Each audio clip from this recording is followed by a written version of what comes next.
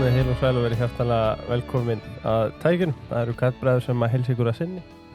Já, góða kvöldi. Birkir Karl og Leifur með ykkur hérna ásamt fríðum gesti áður en ég kem betur á honum. Það langar með að minnast á Kalda. Jú. Hann er ískaldur. Já, það eru læti í lætaranum. Hann er hrikalega góður og núlarinn, þetta mitt uppáhald. Jú, þú ert í honum þessa dagana. Og svo er bara eldgamli Kalda lagerinn sko. Já, ég er dálítið að vinna með honum. Rísastóra fréttir þar Bíddu. á þeim bænum. Kaldi er nú fánlegur í Smáríkinu og er á hörku afslætti. Við erum búin að vera að kalla eftir þessu. Já, það er hrikalega gaman að sjá tvo vin okkar Tvo risa. leiða saman hesta sína í svona fallegt samstarf. Þannig núna er þetta að fá Kalda bæði heimsendan. Þetta er hrikalega gott að geta bara á virkum degi klukkan 10 látið heimsenda til sín einn skít kaldan Kalda sko. Rétt. Þannig að þökkum Kalda og Smáríkinu. Já, 10 kvöldi. Já. Líka á morgnana sko. Ég er ekki að dæma, alls ekki. En Ég heldur 8 í hátteginu, þú ekki. Herri, að gesti kvöldsins, það er hann Valdimar Víðisson, bæjarstjóri Hafnarfjarðar fyrir Framsóknarflokkinn. Vertu hjartalega velkomin. Já, takk alveg fyrir það. Virkilega gaman að fá að vera þáttakandi í þessu hérna með ykkur. Þetta er nú skemmtilegasta nafn á hlaðvarpi sem ég hef allavega tekið þátt í. Chess After Dark. Hvaðan svona kemur þetta? Er þetta bara svona... Er eitthvað öðruvís að tefla skák á kvöldin eða hvernig virkar þetta? Sko, ég get alveg sagt að ég heldur nú ekkert mikið talað eins og þetta. Það er mjög langt síðan. Já, þetta er nú ekkert sérstaklega flóki. Ég ákvað nú bara... Já, maður segir þetta á teipi, en okkur fannst aldrei sniðut, mitt upp á hlaðvart sem er Dr. Fútból, hann var stöðum með Dokk Eftir Dark og þá hugsaðum við bara, við vorum að skáka á kvöldin með streymi, þannig ég hugsaði bara, Chess Eftir Dark. Já, þetta hljómar vel, sko, Já. skemmtilegt. Og einmitt, og þó að við sem hættir að tefla, sko, þá er samskiptin hérna, þetta er ákveðin skák í gangi og þetta er tekið á kvöldi til oftast og þetta er bara haldið ansi vel, sko. Einmitt, en það er eins og þú segir, við stálum þessu. Við gerum það. Já, það kemur fram. Ef að doktorinn er að hlusta, þá eru bætuna bara í leiðinni, það er einhvers þar í póstunum bara. En að þér, Valdimar, hvernig liggur á þér? Bara ljómandi vel, þetta er skemmtilegur tími núna, maður er í svona stilla sína kosningabaratuna og hún er krefjandi en skemmtileg en umfram allt bara gefandi því að það er fátt skemmtilegur en að taka þetta samtali við íbúa Hafnarfjarðar og taka þátt í þessari baráttu líka með skemmtilegu meðframbjóðundum í öðrum flokkum. Já, klárt. Já, 16. maí, sveitarstjórnarkosningar. Já, tek-tak styttist maður. Það er ekki hvernig þeir sem fá bæjarstjóra í setti, sko. Nei, alls ekki. Ferð þú í annan ham þegar að dreifur að kosningum eða er þetta bara allt sama? Já, maður verður að sjálfsögðu í svona annan gír, sko. Maður er alltaf svo sem í 5. gír í starfi en það kemur svona öðruvísi gír í mann þegar að líður að kosningum. Því að þá svona einhvern veginn hafa verið að setja allt upp á borði. Það er svona verið að dæma auðvitað, maður leggur bara verk sín í hendur á íbúum sem ákveða svo hvert að vilja halda þessum bæjarstjóra og þessu fólki við völd eða gera eitthvað annað. Þannig að það er svona verið, maður er svolítið berskjaldaður í sjálfu sér sem er bara skemmtilegt því að maður getur gengið bara stoltur bara framfyrir skjöldu núna í þessari baráttu með sínu verkefni sem maður hefur unnið að síðustu árin. En ég hef líka reyndar gert það í mínu starfi sem bæjarstjóri. Ég tek nú við, ég var 18 mánuði sem bæjarstjóri núna til að byrja með því að þetta stefni á það að ná góðri kosningu í vor og geta gert mér þá gildandi í að halda áfram þessu starfi. En ég hef lagt mér svo mikið fram með það að hitta fólk og tala með fólk og hef gert það allt kjörtíma, allan þennan tíma. Ég hef búið upp á svona opna samtalstíma þar sem ég sest í andir í sundlauga eða inn á bókasafn þar sem að fólk kemur bara og spjallar daginn á veginn eða kemur með eitthvað mál. Þannig ég hef verið í góðum svona kontakti eða góðum samskiptum við og sambandi við íbúa. Þannig að ég er svona með mikla reynslu af því að hitta, fólk er bara mitt áhuga mál, sko. Að hitta fólk og tala með fólk og vera með fólki og ég hef mjög gaman að því og það er það skemmtilegasta við starfið. Það er eitt sem mest áhugavert, sko, sem ég velti fyrir mér og þá bæðið á sveitarstjórnarstiginu og svo bara auðvitað í pólitíkinni á landsvísu og alþingi, er að verkefni framundan þegar það eru kosningar. Þú veist, er ekkert erfitt að vera bæði eins og Leifur sem er í kosningaham en vita að þú átt mögulega 1 til hálft ára eftir bara núverandi kjörtíðanbila að jökla þessum báðum boltum? Jú, svona er þetta bara. Þannig að maður þarf svolítið bara að gíra sig inn á það en þegar maður er bæjarstjóri sem er pólitísku bæjarstjóri, það er stundu sem eru ráðnir bæjarstjórar sem eru þá framkvæmdastjóra sveitafélagana en ekki pólitískir fulltrúar líka. Ég hef tekið þessi hlutverki mjög alvarlega því leitinu til að ég hef, það er kostur og galla því að tala hvað ég mikið fyrir að tala við fólk og hitta fólk, að ég hef náð því á þessum tíma sem ég verið að fólk lítur bara á mig sem bæjarstjóra Hafnfirðinga en ekki bara bæjarstjóra fyrir Framsókn. Ég sést bara bæjarstjóri Hafnfirðinga og ég finna þegar ég tala við fólk. Það talar að veit stundum ekki einu sinni í hvaða flokki ég vegna þess að það upplifir mig bara sem bæjarstjóra Hafnarfjarðar og tala við mig sem slíkan og svo ef það vill mig áfram þá þarf þetta bara að setja X við B. Þannig að ég hef náð að feta þessa línu finnst mér að vera raunverulega bæjarstjóri allra Hafnfirðinga en vera svo pólitísku fulltrúi í meirihluta þá í Framsókn svo á annan veginn, sko. Er freistandi svona þegar það er korter í kosningar að fara þá kannski að lauma nokkrum dúllum og alls konar málaflokka og segja, hei, munið þið næstir að fara að kjósa? Vera svona ekstra góður svona þegar það er að fara að kjósa? Já, meinar að það sé ykkur auka lofur og eitthvað gert eitthvað meira? Já, maður eru heyrt annað slíkt. Ekki frá þér, heldur alveg. Já, það eru margir sem fari í það, en við erum bara sjálfsög að vinna bara að það góðum málum og getum bara verið stolt af þeim og flagga þeim eins og allir gera líka, sko, þannig að við þetta látum við vita en það eru þetta bara málefni sem þarf að vinna vel fyrir Hafnfirðinga og við verðum að tryggja það við sem höfum verið núna í meirihlutanum að vinna bara jaft og þetta góðum málum allt kjörtímabili. Hvað verður í forgrunni hjá okkur í þessari kosningabaráttu?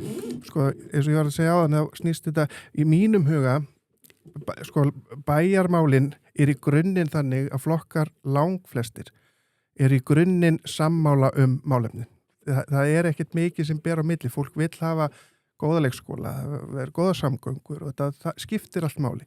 En það eru forgangsröðunin sem menn greinir kannski á Þannig að í mínum huga eins og fyrir kosningarna núna þá held ég til með eins og mikið talað velíðan fólks í samfélaginu. Við höfum alltaf lítið að fókusa bara meðal Jón og Gunnu sem vakna á þriðjudegi með börnin sín. Hvað skiptir þau raunverulega máli fyrir daginn? Hvernig á dagurinn að ganga vel, það sem það þarf að vera í lagi fyrir þau og við máum svolítið að fókusa á það og einnig líka að tryggja það eins og við sjáum að veikinda hlutfalli að rjúka, allt og hátt og fólki líður ekki alveg nógu vel og það er svolítið þessi velíðan, við erum svolítið að staldra við sem samfélag.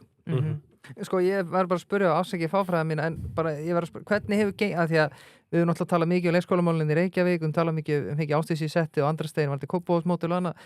Hvernig hefur þetta gengið á ykkur? Það gengið mjög ljómandi vel, jafnari, og við erum svolítið stolt af því og ég sagði það eitthvað þar í viðtali líkun daginn að mér finnst ekki gott heldur að sveitafélögin eru rosalega mikil í samkeppnum að gera best í þessu málfæki. Það eiga bara allir að vera með þetta best í raunverulega þannig.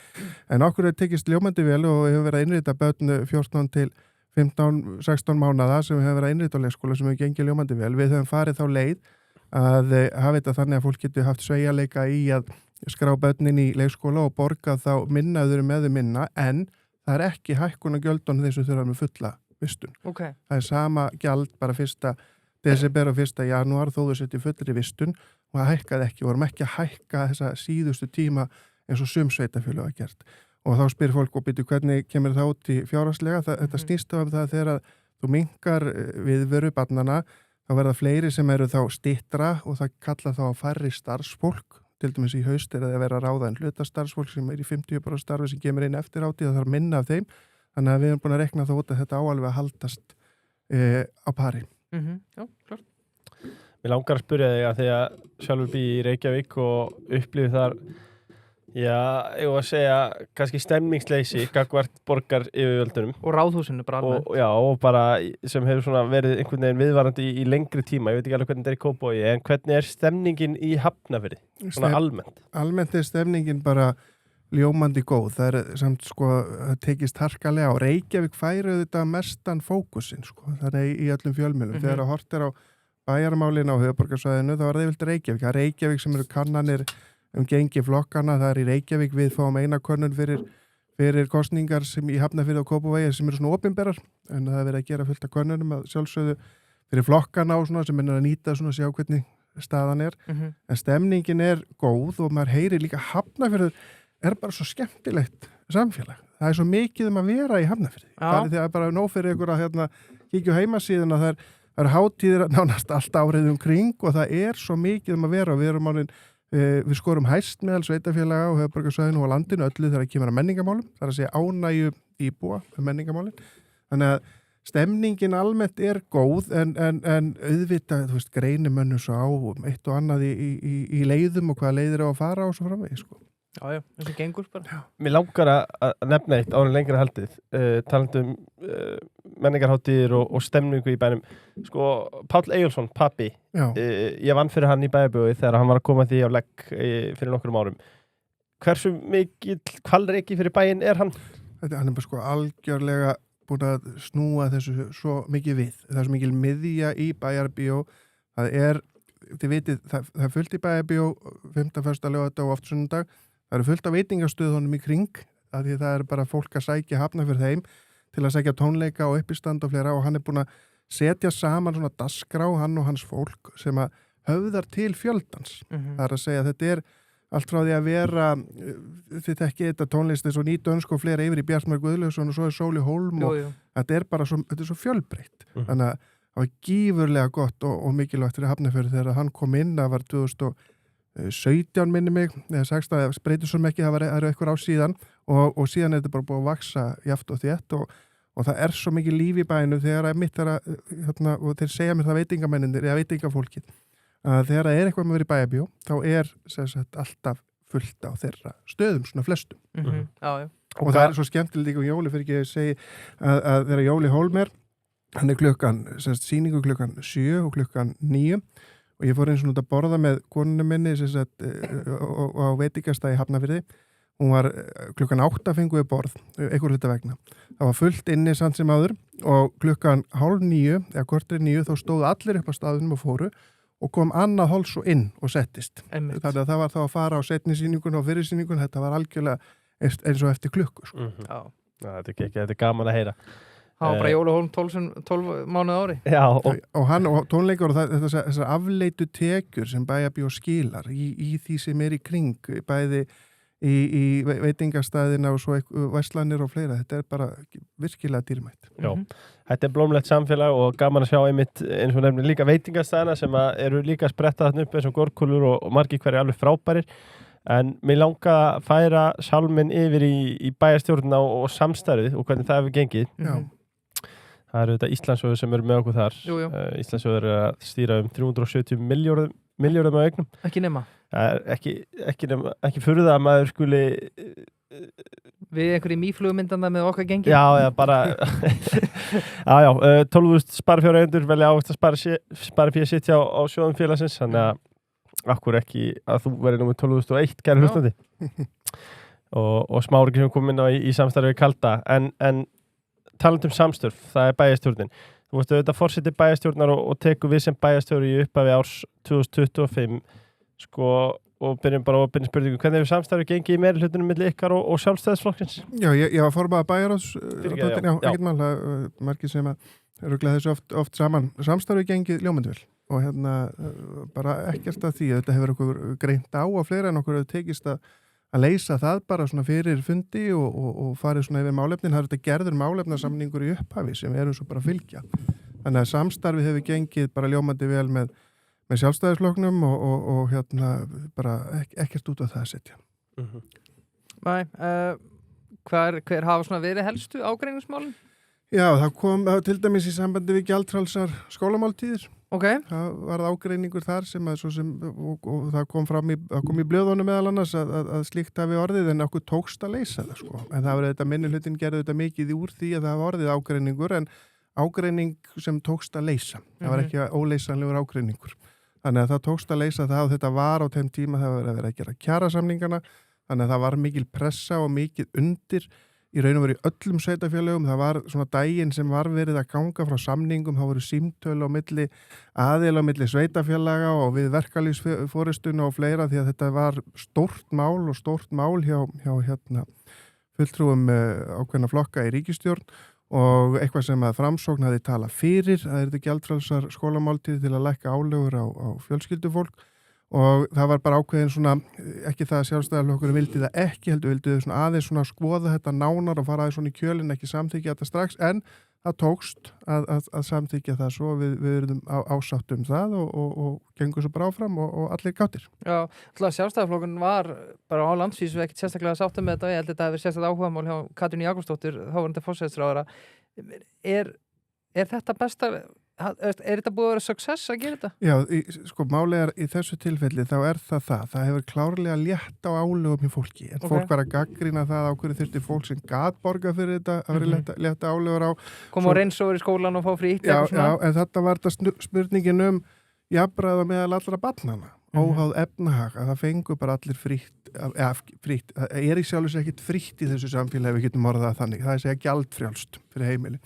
Það þýddi þá að það lækkaði kostnaður í slíkt sumum heimilum með nokkra 10.000 á mánuði þegar við vorum mörg börn í mat. Já, kannski, ég ætla bara að spyrja, langar eitthvað að vinna áfram með sjálfstæðarflokknum? Já, það sumir segja að þessi klísja hjá stjórnmálafólki þegar fer til kostninga, það gengur óbundi kostninga, það er samt raunverulega þannig. Við erum að setja okkar verk í dómkjósenda og síðan kemur í ljós eftir kostningarnar hvernig úrslitin raðast, hverjir er að fá styrkja sinn bæjarfulltrúafjölda, hverjir tapa, hverjir er að standa í stað og þá er farið bara í það að skoða hvernig það samræmist með öðrum flokkum og það er eins og ég sagði hér áðan. Í grunninn þá eru flokkarnir í bæjarmálum eða borgarmálum, sérstaklega bæjarmálum, borgarmálin eru nú meira lituð samt af landspolítík. Í grunninn eru menn sammála flest. Þetta snýst bara hvernig finn ég mig með þessum hóp til að ná ákveðnum málum fram og hvernig forgangsröðu við því. Og hvernig hefur til dæmis samstarfið bara gengið við minnihlutann? Já, mér finnst það bara gengið vel. Það er harkalega tekist á í bæjarstjórn Hafnarfjarðar og það er mjög góður minnihluta því leitinu til að þeir veita gott aðhald. Það er svo sannarlega verið að láta okkur í meirihlutunum alveg þurfa að standa fyrir mál okkar sem bara gott. En síðan er það raunverulega þannig þegar það er búið að takast harkalega á kannski á 5, 6, 7 tíma bæjarstjórnafundi að þá erum menn yfirleitt bara eftir fundi hvort ég vil að setjast í einn öl eftir fund og svo framvegis, sko. Menn eru bara, við erum samstarfsfólk, sko. Að því við viljum öll í bæjarstjórn vinna vel fyrir samfélagið okkar og hvort sem það er í minnihluta eða meirihluta. Klart. Algjörlega, ég langar bara að spyrja það beint út, er markmið að leiða næsta meirihluta?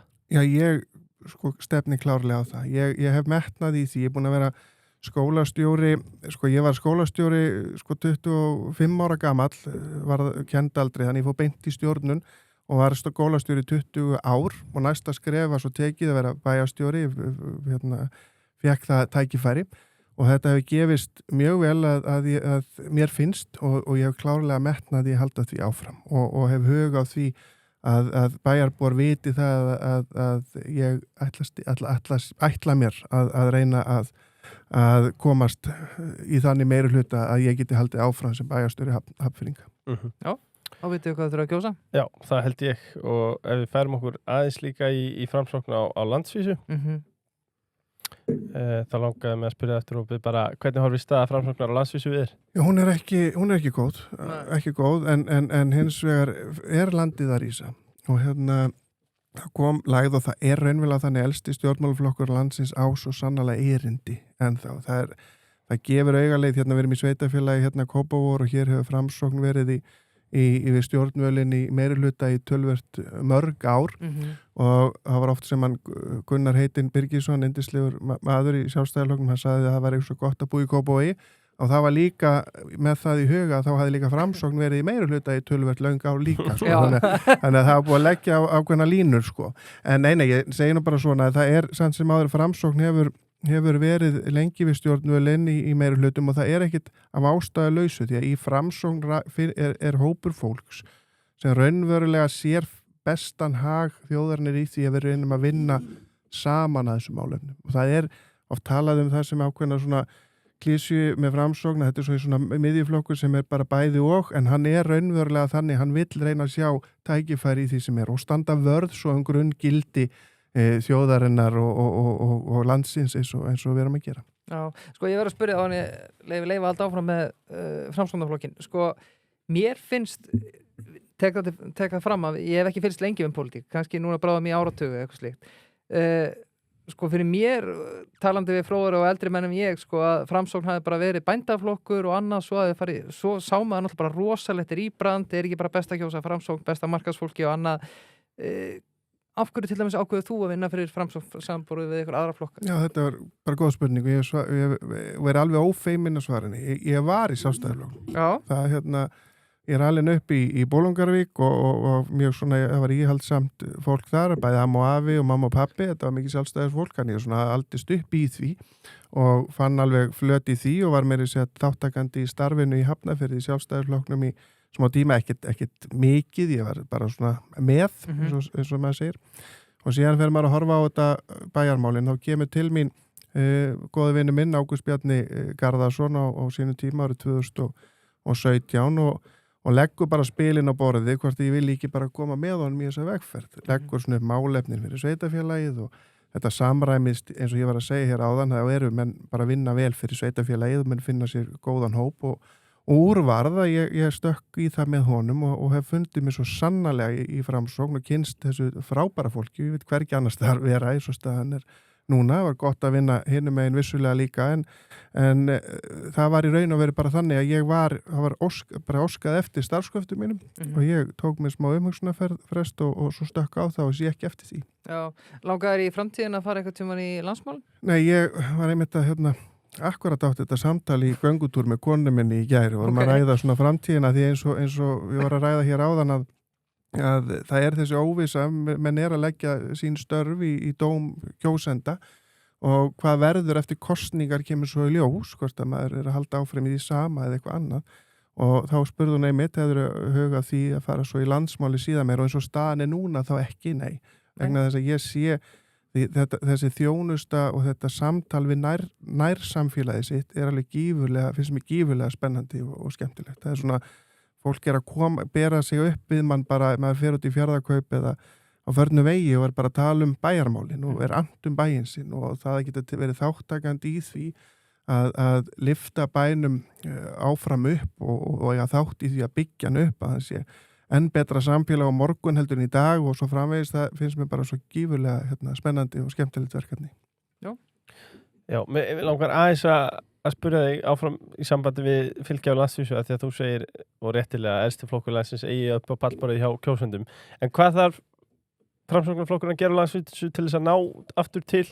Það þarf sannlega að vera meira afgerandi með að því var að segja áðan, á kannski í mótsögni þess að ég sagði áðan, en samt sem áður ekki. Það þarf að fara svolítið meira í afgerandi í ákveðin grunngildi og það formaðurinn hefur verið að gera það í sérstaklega efnahagsmála umræðu og ESB umræðu. Þannig að þarf svolítið að bara vera, láta vita fyrir hvað við stöndum þar. Það hefði kannski aðeins fennt yfir það, ef við getum orðað það þannig og kosningarna síðast voru bara í einu orðu sagt hörmulegar. Sko. Þetta var alveg maður var í sorg í einhverja dag og eftir, þetta var alveg hrikaleg niðurstaða, en engu að síður það náðist inn þá nokkrir þingmenn og svona verið að byggja upp og Framsókn alltaf með grasrótina, þó að við í Hafnarfjörður búin að vera oft talað hann sem kratabæinn og svo framvegis að því að það búið að vera svo sterkt jafnaða fólk og svo sjálfstæðisflokkurinn þar og aðri flokkar á svona verið með og aðeins minni.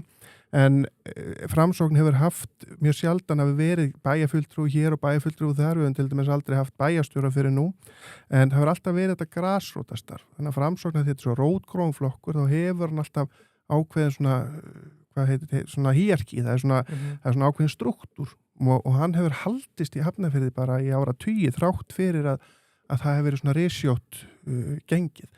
Þannig að flokkurinn þarf bara að efla aftur grasrótina sem sterk og bara ná vopnum sínum og ég hef fulla trú að því að við gerum það. Já, þá erum maður að spyrja þig, þetta nú spurning sem nú líklega bara eitt svar við, en hvernig líst þér á nýja formann? Mér líst bara ljómandi vel á nýjan formann og við flykkjum okkur á bakvið hana og hún strax byrjuð að taka til hendinni með því að heimsækja flokksfélögin út all land og gera plan að því að þið nefnið áðan líka hvernig Ég kom með ánumum fyrir planir. Já, fyrir ekki. Það reyndar ég góður punktur. Já, helst ekki að nota það orð. Klippum við Það er plan og sleggja. Það er ekki að vera að tala það hér. Lilja með sleggju. Já, nei, það er ekki neins sleggja.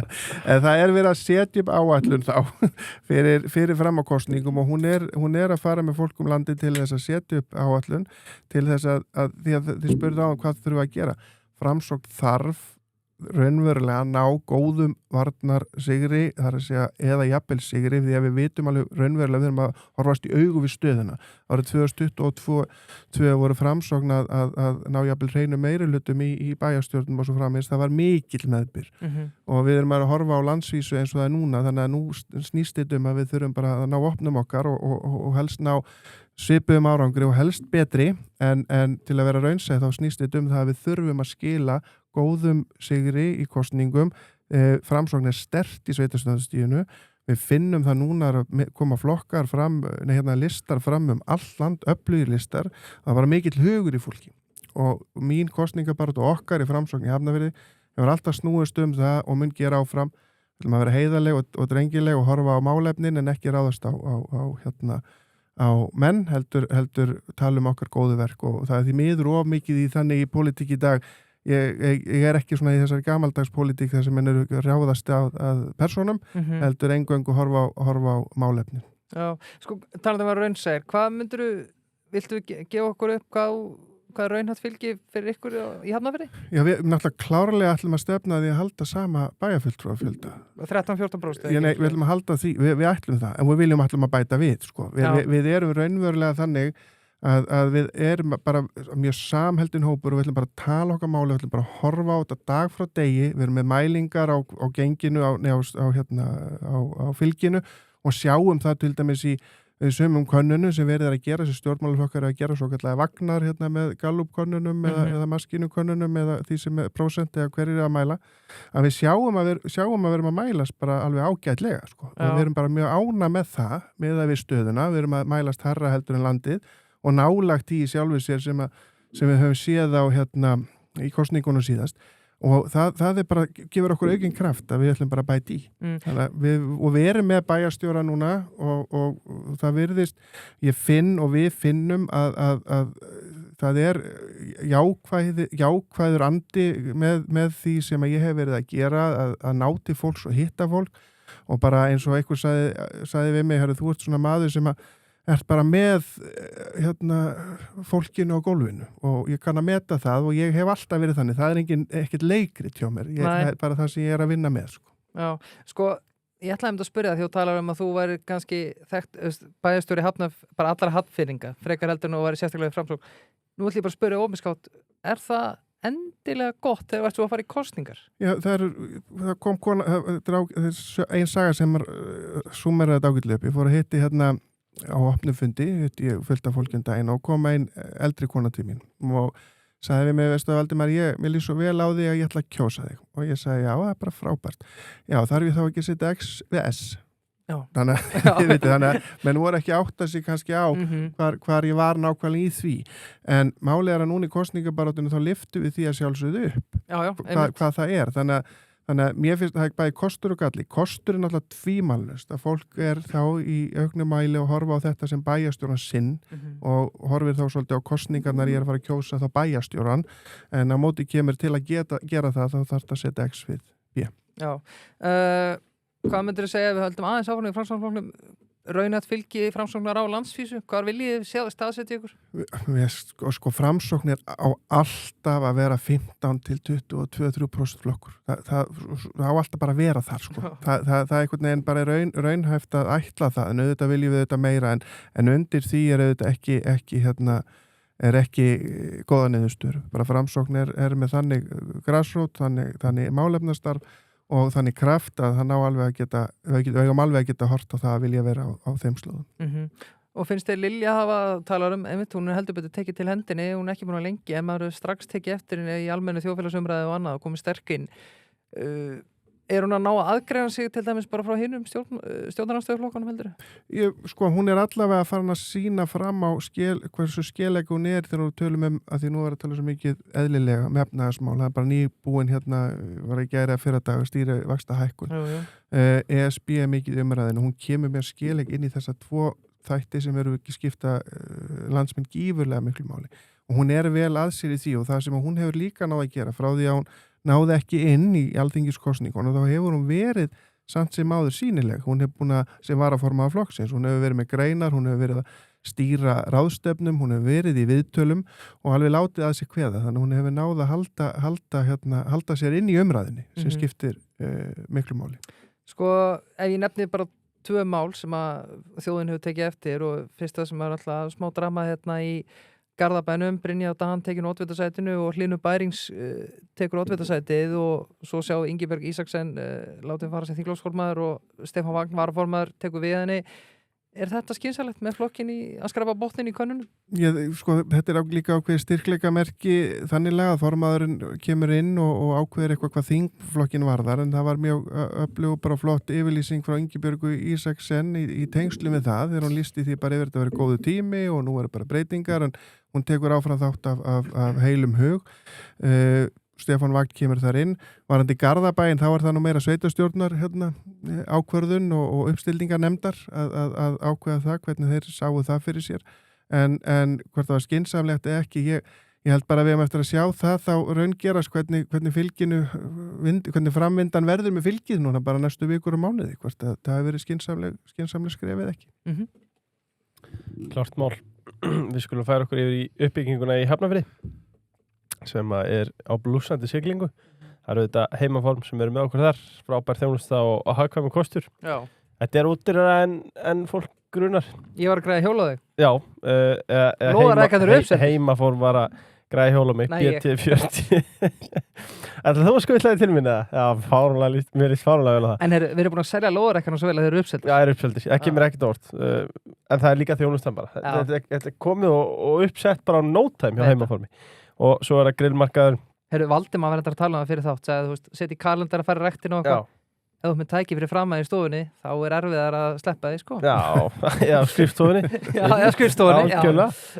Og við vorum að tala um alltaf þessi ljómandi góðu veitingastæði í Hafnarfirðinum. Já, verðum við að tala líka um grillmarkaðin. Wow. Það er nú perlan mín í miðbænum. Sammála því. Tómák 50 dagar, alla 50 dagar. 50% afsláttur af 1000 gramma tómákstekum og það er 19. mars til 9. apríl 2026 og nú fyrir bara hver að vera seinastur að grípa þá gæs fyrst fyrir appell. Það er komið að uppbyggingunni í Hafnarfirði.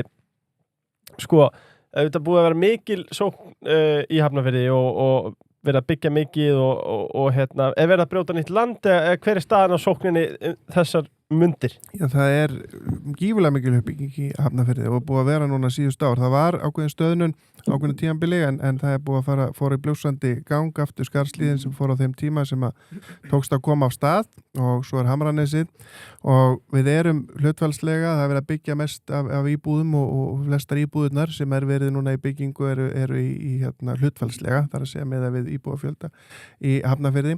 Við eigum eitt nýtt land eftir til að brjóta og byggja, það er Vatnslíðin í Hafnarfirði, annars eru við orðin uppselt í raun og veru með land. Okay. Það er að segja þegar svæðisskipulagsmörk höfuðborgarsvæðis eru skoðuð, þá er eitt svæði eftir hjá okkur. Við erum með þetta í einhverju þéttingu líka eins og Hraunvestur svæðinu og við Reykjavíkurveg og þar sem er þegar farið á stað og verða þar um 100 íbúður og svo var annar reitur þar að fara að stað með tölverðan fjölda líka af hlutdeildarláns íbúðum sem Ragnar ráðherra í flokki fólksins kom nú í Hafnarfjörð og skrifaði sérstaklega undir við byggingaraðilan.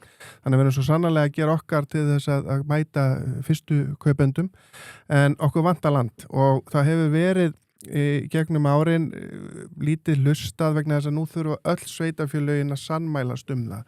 Þessi svæðisskipulagsmörk sem að gilda núna til 2040 eru löngu sprungin það hvað varðar hérna íbúa fjölda. Það er búið að fjölgum 50.000 eða hvort það var 25 eða 50, það er allavega einhver 10.000 sem er fjölgað af íbúum umfram það sem að svæðisskipulagsspáin gerði ráð fyrir. Þannig að það skiptir okkur í Hafnarfirði gífurlega miklu máli að útvíkka þessi svæðisskipulagsmörk. Þau í Kópavogi eru líka búin að tala um það. Garðabær er ágætlega settur eins og staðan er núna að mér skilst og sýnist en en við þurfum svo sannarlega á þessu að halda.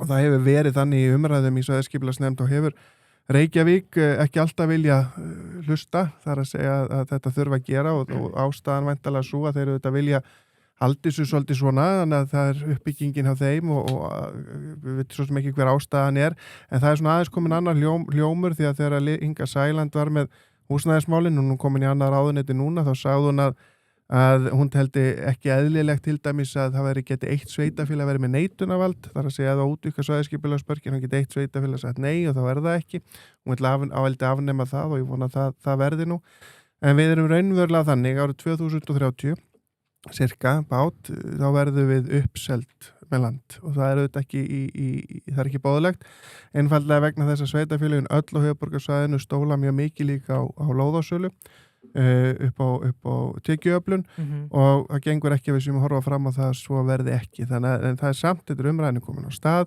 og við auðvitað munum fylgja henni fast eftir, þannig að það eru uppbygging í Áslandinu hjá okkur þar sem við erum að byggja einbýlishús sem er ekki mikið á höfuðborgarsvæðinu, við erum að byggja einbýlishús, bæði einnar hæðar og minni einbýlishús og stærri einbýlishús og raðhús og parhús og svo kemur Vatnslíðin sem verður blönduð byggð með alls konar íbúðar samsetningu og svo erum við að klára líka í Hamranesinu þar sem er eingöngu fjölbýli, þannig að það er gífurlega mikil uppbygging í Hafnarfirði en þetta hefur tekist að gera þetta samt sem áður þannig að þetta sé ekki að springa allt, þetta er svona gerst svolítið í jöfnum skrefum, þannig að við sjáum það til dæmis núna þegar Hamranesskóli er að rísa að barnafjöldin er að halda svolítið þannig að við erum ekki að þurfa að smekkfylla þá aðra skóla á meðan, þannig að þetta er svona einhvern veginn að ná að halda ágætis jafnvægi eins og staðan er núna.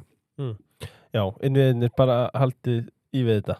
Já, við erum allavega ánað með svona hvernig það hefur tekist en uppbyggingin er sko, við erum allavega hafna fyrir svo sannarlega ekki að láta sitt eftir líki þar að kemur uppbyggingu íbúðarhúsnæðis og ef við tökum gjöldin hjá okkur þá er Hafnarfjörður með lægstu gjöldin per 100 fermetra íbúð þegar við horfum á stærstu sveitafélögin. Lægri en Kópavogur? Lægri en Kópavogur, já. Við erum með 8,1 hjá okkur, með minnir á Kópavogur síðan 12, Reykjavíkur 14, það er talað milljónir, það er að segja gjöldbyggingaréttur og gatnagerra gjöld og það sem þar.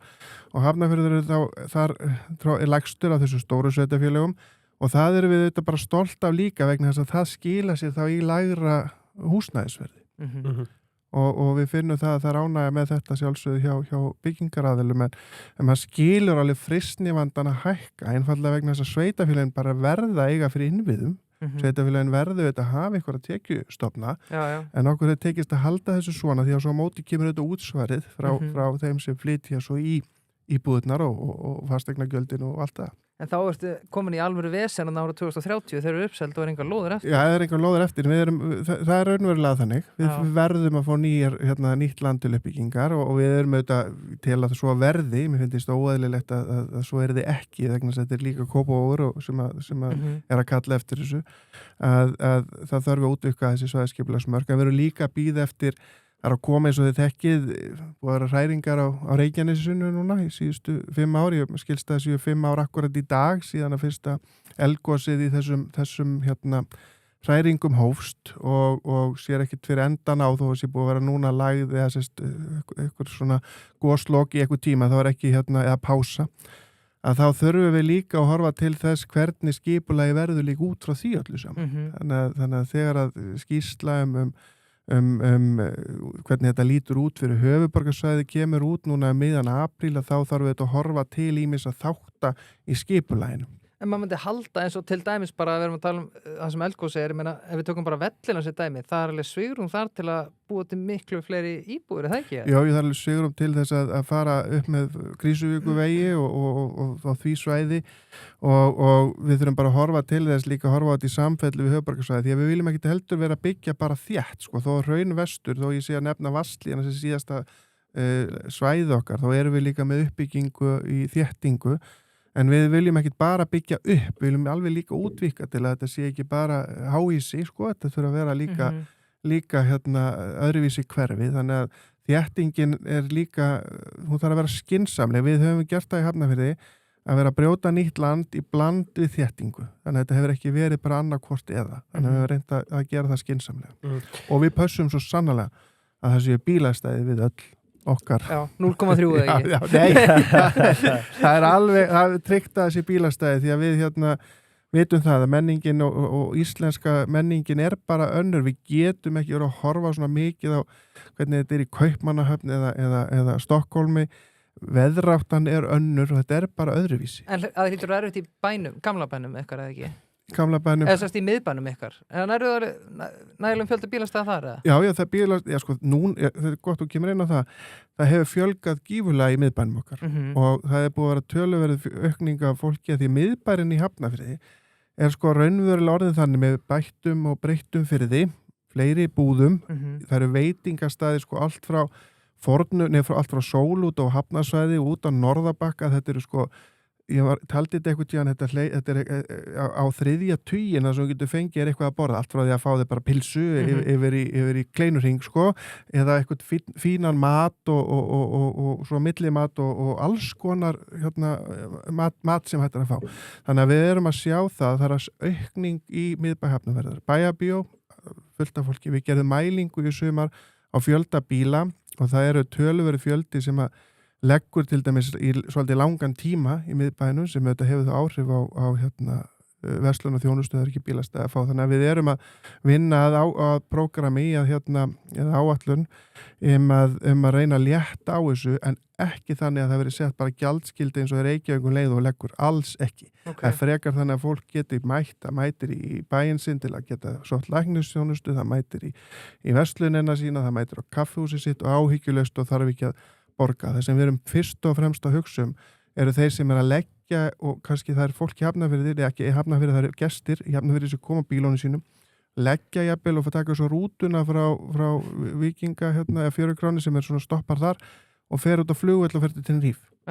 Skilur bílan eftir miðsvæðis. Nice. Þannig að við erum að sjá það í greiningum og mælingum því við letum telja þetta í sumar að það er tugir bíla sem lagt í langan tíma í stæðunum og það er ekki eitthvað sem við viljum hafa.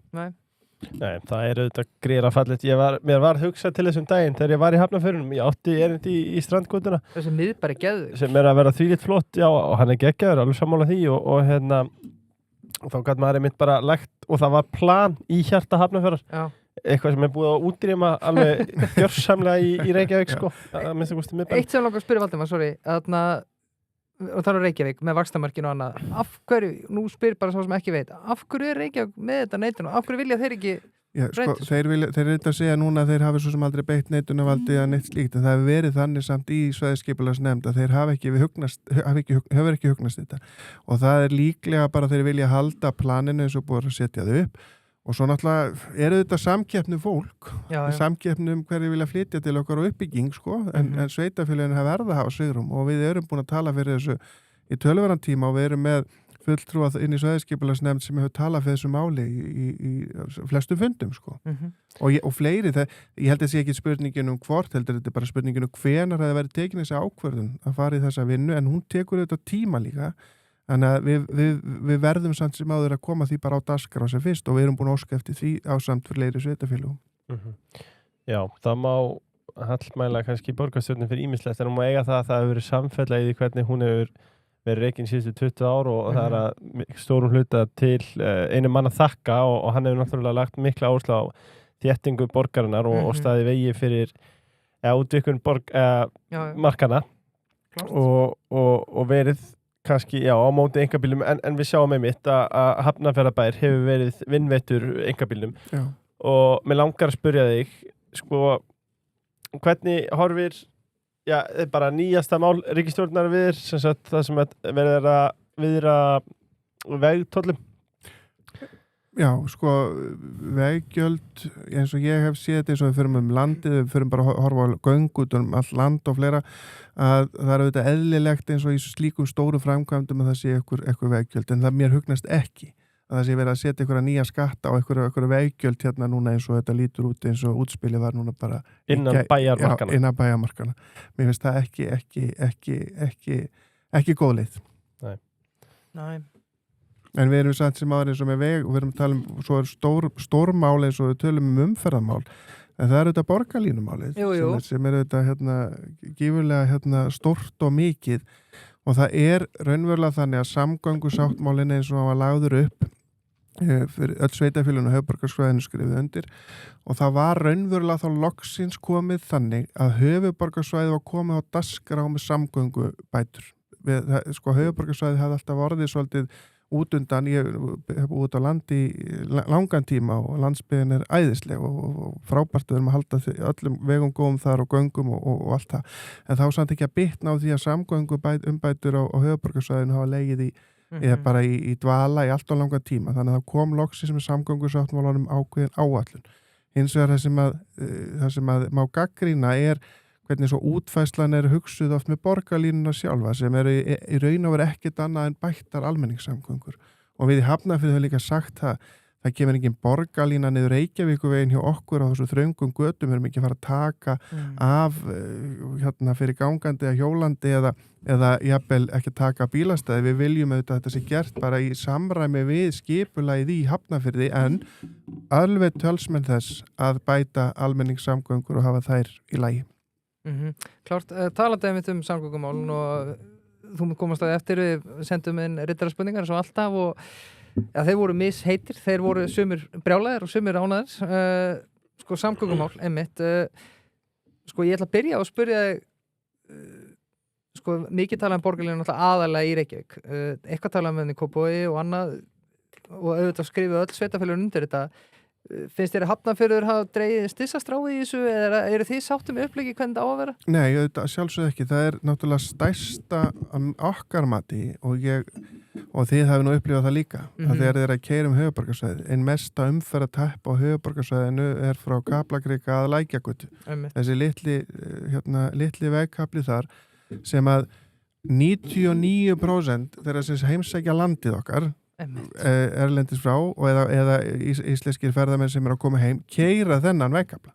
Það raunverulega þannig. Þetta leiðin frá alþjóðaflugvellinum og það svo atvinnusvæði okkar stækka mikið út af völlum og þessi umferð hefur 20.000 bíla að fara þarna og þetta vegkafli sem við erum búin að tala fyrir að sé sett framar í forgangsröðun. Við hefum ekki fengið áheyrn, hún færðist örlítið framar eins og sýnist mér í nýju uppfærðri áætlun þá sé búið að senka því eitthvað en við bara þetta mótmælum því harðlega því að umferðin á þessu svæði þegar fólk úr Setberginu að reyna að koma sér inn á Hringtorgið við henni N1 það má líka þessu oft við rússneska rúllettu þeir að skjóta sér inn á Hringtorgið og þetta bara alveg algjörlega frálegt hvernig þetta orðið og raun og veru allt of seinvirt að bæta þarna úr. Við hefum marg ítrekkað óskað eftir lausnum á Hringtorginu skammtíma lausn sem núna tillaga frá okkur að prófa ljósastýringu á göngunum á Hringtorginu. Það þarf allavega að létta eitthvað þarna á. Þessi vegkafli gífurlega þungur og það hafa það allir sem að á þennan þátt hlusta og allir sem að keyra bara á umferðinu almennt hafa upplifað og lent í.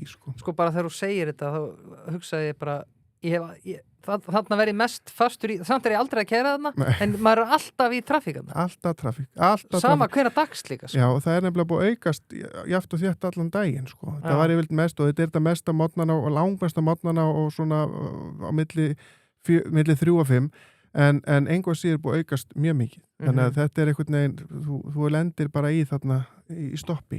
En getum við þá ekki ég veit ekki hvernig borgarlínan búin að tegna þetta upp en ef þú væri með ég held að sé engin strætóakrein á það getur þú sett einhverja borgarlínu akrein eða strætóakrein og þá bara segja fólk bara ok, það bara borgar sig fyrir með að fara í almenni samgöngur. Nei, það sem ekki í þessum vegkafla, þetta inn á samgöngusáttmálanum inn á samgönguáætlun ríkisstjórnarinnar. Það 2 leiðir. Þetta þarf að setja leiðina frá Kaplakrika að N1 í stokk, það fannst að lækka brautina og setja vega yfir og mislækka atnamót og þetta bara sett, það búið að kynna það sú leið. Næsta leið einnig sem verður að skoða, það göngundir Setberg Samarinn. Sem þýðir það að hjá N1 við Hringtorgið, þar kæmir bara op og göng og svo þegar þú kæmir út hinnum einn og ertu bara komin að IKEA. Sú leið. Já. Og við hafnfirðingar, allavega við sem höfum kynnt okkur þetta, höfum talað þetta fyrir þessari leið upp og öryggið að gera og fleira, en maður skilur auðvitað áhyggjur íbúa líka sem búi í Setberginu upp á það sé verið að bora undir, það hefur ekki verið gert áður á Íslandi, að borað undir íbúðabyggð og maður hefur fullan skilning á þeim áhyggjum og við þurfum að sjá allt upp á borðum þar sem búið að þarf að greina og meta kostnað og kost og galla við göng og svo hitt. En það alveg ljóst að þessar 2 leiðir, það verður önnur þeirra farin en við bindum bara voni við að ríkisvaldið íti þessu framar því að þessi vegkapli algjörlega óásættanlegur og ég tala ekki eftir með allar uppbyggingu sem í Hafnarfirði bæði út á vallarsvæðinu og einnig fjölgun ferðamanna og uppbygging íbúðahúsnæðis og fleira þá þetta bara aukast og þyngjast. Já, líka bara eins og þú segir og burt sér frá Hafnarfjörður frábæra og við viljum Hafnfirðingum alltaf best sko en við viljum ekki að ferðamenn þetta sé að fyrsta sem lendi í þeirri mætinga til landsins. Nei, nákvæmlega. Ég var að keyra hérna á tímabili syni mínum inn í Reykjavík, sko, hann var að fara í skóla, grunnskóla og þá var maður búin að læra það að ef maður færi sko klukkan 7:30, þá myndi maður sleppa en 25:08 ekki. Það var allt orðið stapp. Og þið vitir líka hvernig þetta byrjar í Hafnarfirði. Og þegar það á mótnana, þá sko nánast bíl við bíl inn í Reykjavík. Ég veit það. Og þetta líka svona leiðinni heim, sko. Já, og svo leiðinni heim. Þannig að þetta sérstaklega maður lendir, þú veist, maður þarf að hitta á réttum tíma og þess vegna þarf líka samfélagslegt átak. Til dæmis ákveður getum við ekki farið í vinnu með háskólunum og framhaldsskólunum. Ákveður þarf að byrja klukkan 8. Ákveður getur þetta ekki verið að byrja að fara á bilinu 8 til 10. Ég meina það bara svona samfélagslegt verkefni. Þetta bara sparnaður fyrir samfélagið ef við náum að létta á þessari umferð. En mér langar að spyrja út í flóttamannleiðina og ég beðist forláts, þetta eitthvað sem ég var ekki búin að kynna mér nógu vel, heldur heyrði bara út undan mér, en að það sé einhver ákveðin störukeppni þarna milli sveitafélaga það hver að bera kostnað af þessari uppbyggingu, þetta eitthvað? Það var á tímabili störukeppni milli sveitafélaga hvert að við ættum raunverulega að fara í þetta verkefni, en núna komið sátt á milli sveitafélagana, Hafnarfjarðar, Garðabæs og Kópavogs, að því þessi leið liggur í gegnum þessi sveitafélag. Mest hún þó í Garðabæ, að því að það lengsta leiðin sem farin í því bæjarfélagi og svo inn í Kópavog, hún endar þar og byrjar í Hafnarfirði. Og störukeppnin var á tímabili, það var ekki alveg samstaða það milli sveitafélagana hvernig ætti að vinna með þennan veg. En nú komið samstaða og það loksins og við erum ánað með það komið þó á samgöngu áætlun að fara að laga hana veg þó hafi verið sett allt og lítið að pinningum í það en þessi veg og ég bý nú sjálfur í Áslandi Hafnarfirði þannig ég horfa á hana veg og hverjum einasta alla daga bæði þegar ég kem heim og fer í vinnuna mótnana að þessi umferðinu með þennan veg hefur margfaldast því að fólk að fara þarna til þess að sleppa við Reykjanesbrautina til að losna við en þá faraðu líka á veg sem ekki upplýstur þau fara á veg sem svona veldur ekki allir þessar umferð þannig að hann í raunverulega orðin beinlínis hættulegur fyrir alla þessa umferð. Já. Hann smá hættulegur en ég finnst alltaf gaman að það gera hann. Já, þetta svona svolítið hæðóttur og svona. Það er rúllett. Já, mjög gott. Já, mér langar að... Við heyrist að þetta sé algjört fórgangsmál.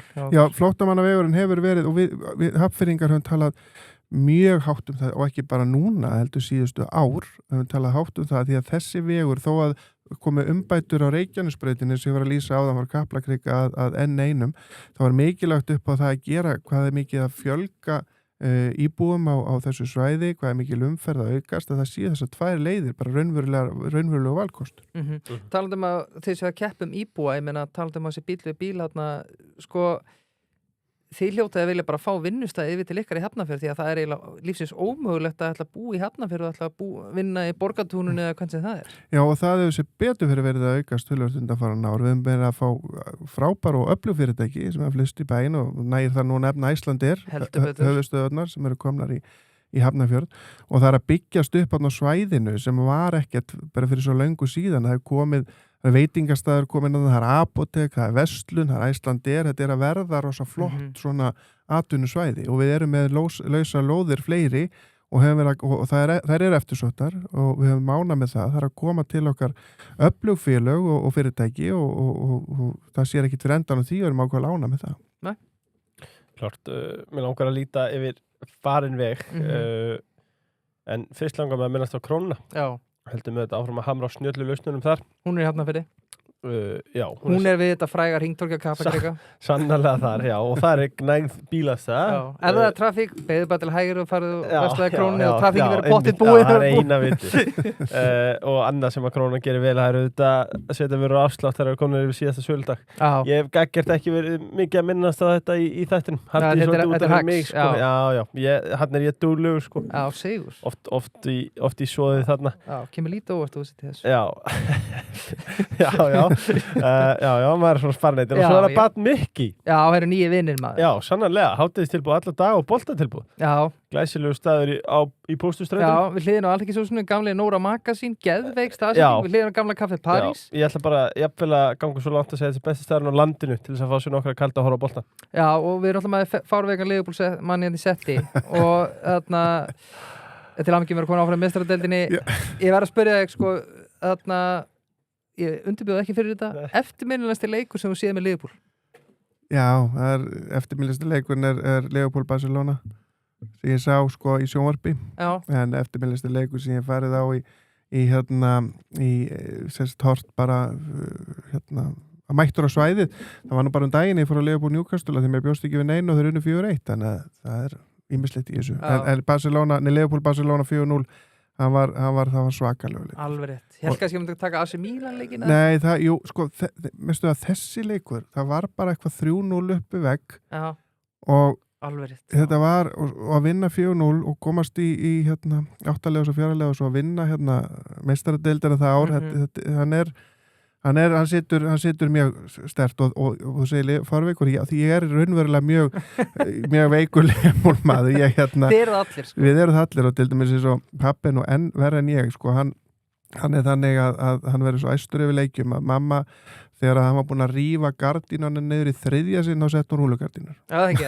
Og þá hætti hún að renna að hafa því að hann satt í sófanum og reif þar bara niður en þetta er bara svo skemmtilegt, sko. Það verður að halda með svona með lið og það er ótrúlegt hvað 11 leikmenn og 1 þjálfari getur haft mikil áhrif á skapið á manni hérna heima á Íslandi. Það er ótrúlegt. Og þá verður ég að spyrja slott in or out?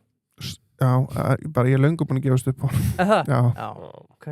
Já, hann horfir gerir það raugum á Sabi. Já, ég gerir það og ég sko málið með kallinn, hann jú vissulega unnu við Premium League, en ef slottið hefur áfram þá hefur Liverpool tekið sennilega 2 ef ekki 3 dollur með þetta lið og þar að auki fóru þeir að gefa eftir undir lokin og ég bara er ekki að kaupa þetta bara, nei hann fær ekki, ok ef hann fer með að liðið í aðra hvora keppnina FA eða Champions League alla leið þá fyrir ekki ef ég honum, en annars ekki. Þeir eru frekir, Liverpool menn.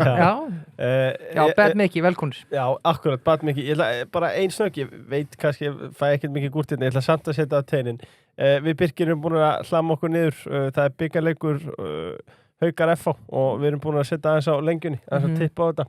Ég sett á Haukana. Ég sett á FH. Já, settur alltaf á stóramann. Ég vinur litla maður. Jú. Og síðan er panna út í stúku, þar er nýkjörinn bæjarstjóri. Og í hvernig búning er hann? Sko, þetta er svolítið skemmtilegt. Ég mætti á Haukar FH daginn og mætti þar með konu minni og ég mætti inn í Náðsvelli og er að fara inn í að horfa á leikinn og allt það. Það er raunverulega hver einn og einasti maður sem mætti mér, sem voru margir. Hver einn og einasti maður spurði hvorum megin allar að sitja. Það var allir sem vildu vita það. Og eins og ég sagði hér áðan, ég hef tekið náð því, ég er raunverulega bæjastur allra Hafnfirðinga og það breytir ekki hvort þú ert Hauk og FH og ég er raunverulega þannig að ég er stið þessi lið og ég er svo kallar AA maður í Hafnarfirði, aðfluttur anskoti en ég líti á mig sem Hafnfirðinga því ég er búin að búa þar núna í 20 ár og raunverulega er það þannig að ég stið þessi hafnfirðsku lið og ég gerði það á þessum leik, ég satt í fyrri hálfleik satt ég FH megin og í seinni hálfleik satt ég Hauka megin og það var raunverulega þannig en hins vegar ég var alveg skilning á því fólk er alið upp í svona líðum og það er heitt og fleira en heitin getur orðið það mikill hjá þessu fólki sem stiður annarkvart liðið og ég upplifði þessu skólastjóri í Hafnarfirði hann var að rásáttíðir Hafnarfjarðarbær og haldnar til skipti sko, Kaplakrika og Ásvöllum og það var fólk raunverulega sem að bara mætti annarkvort ár að því það gæti ekki hugsað sér að fara Ég er rosalega ánægð með það fólk Alveg En ég held að þetta sé sem betur fyrir þetta nú eitthvað að sjatta held ég en það eru einhverju sem eru alveg þar Eru fleiri F-fáingar eða haukar Veistu það? Ég veist að það eru fleiri sem eru að æfa með F sko, þannig að það eru fleira í kringu það en það er raunverulega ekki af gott sko að haukarnir eru sterkir í körfunni F eru með fótboltan en haukarnir náttúrulega komið þannig aðstöð þannig að það er ábyggilega ekki langt að bíða eftir að haukarnir verða á því leveli en síðan er það handboltinn og þar eru þar mætast stálin stinn, þeir eru bæði liðin öflug þar Já, Klárt mál, Valdimar, hver ertu stoltastur á kjörtímabilinu? Ég raun að vera sko viðurkenni ég er eiginlega stoltastur af því að hafa að ná þessu mannlega þætti að fólk lítur á mig sem bæjarstjóra allra Hafnfirðinga. Ég verið sem að var þannig líka með fyrir bæjarstjóri í Hafnarfirði, ég svo sem get ekki dæmt það en ég upplifi það að fólk getur leitað til mín, það finnur öryggi og traust, þannig ég er mjög stoltur af því að hafa náð þessu mannlega þætti inn sem ég er raunverulega og það er ekkert leikrið hjá mér, ég er bara með raunverulegan áhuga á fólki þegar ég hitti fólk út í búð, ég gef mér bara að tala við fólk þegar ég vil, ég forvitinu fólk og alltaf þegar fólk kemur til mín í viðtöl eða samtöl, þá spyr ég hvaðan fólk er, að því ég hef búið ég elst upp í Bolungarvík, ég hef búið í Grenivík og Akureyri og Reykjavík og var í menntaskólum Akureyri og heimavist, kynntist fólki út all land og ég er yfirleitt alltaf að ég finna einhverja tengingu eitthvað stær. Því ég er bara svo gaman að tala með fólk og finna, já, varstu í skóla þarna og þarna, varstu á sjó með þessum að ég var á sjó líka á yngri árum þannig að maður kynntist svo mikið af fólki.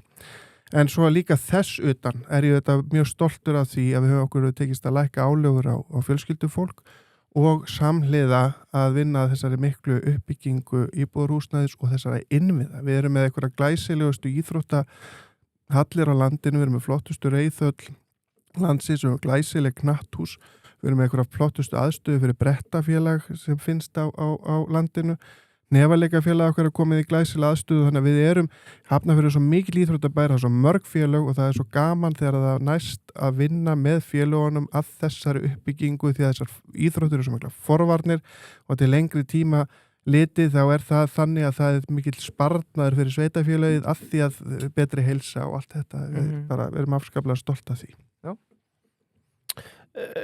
Spurning verður samt að koma. Er eitthvað sem að hefði mátt ganga betur eða gera öðruvísi?